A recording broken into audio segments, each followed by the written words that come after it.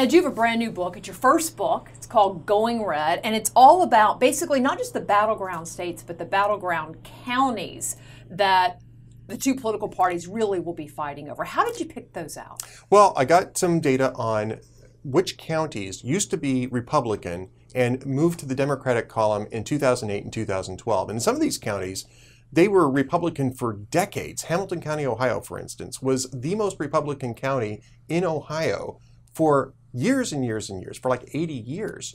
And then in 2008, it went for Barack Obama over John McCain, and it went for Barack Obama again in 2012.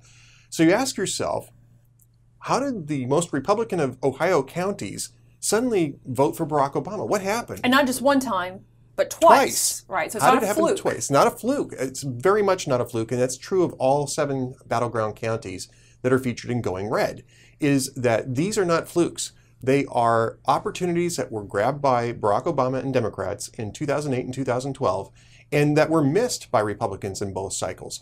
In areas, by the way, where Republicans still tend to win state and local elections. Well, that's what's amazing. You said you went to these counties and did. you talked to activists, you talked to voters, you talked to elected officials, many of which are Republicans. Yes. And you're like, how did you win and John McCain lost or Mitt Romney lost? What was their answer? Their answer was multi-layered. First off, the Obama campaign, and they emphasized that it was the Obama campaign and not the Democrats, just had a superior organization, they had a superior mission, which was to try to connect with people on a neighborhood level, and not just to rack up Facebook likes and Twitter follows, because I think Republicans missed the point of this granular micro-targeting effort that Barack Obama did. It was to get to know what was important to people in each of these neighborhoods, find ways to contextualize their agenda, and to make an emotional connection with these voters that's saying, this is a guy who understands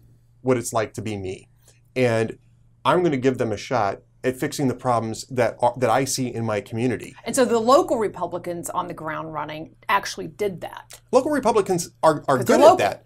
Yeah, they know their constituents. They know their constituents. They know how to talk to people who aren't necessarily even their constituents, but they can reach out to different parts of different communities when they are able to do so.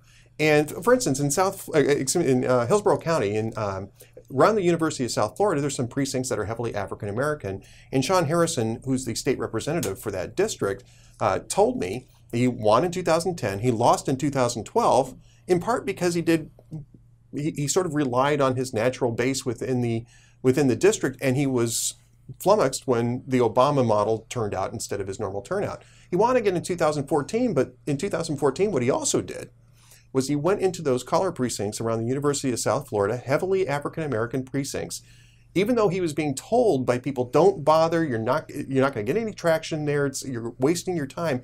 And he says, it's not a waste of time to go in and talk to people who you're going to end up representing. And he built relationships with people in those communities. Now, he didn't win those precincts. I mean, he didn't even really come close. But he did a lot better in those precincts than he had done in 2012 and enough and in to 2010. win generally. And he actually won a pretty impressive victory.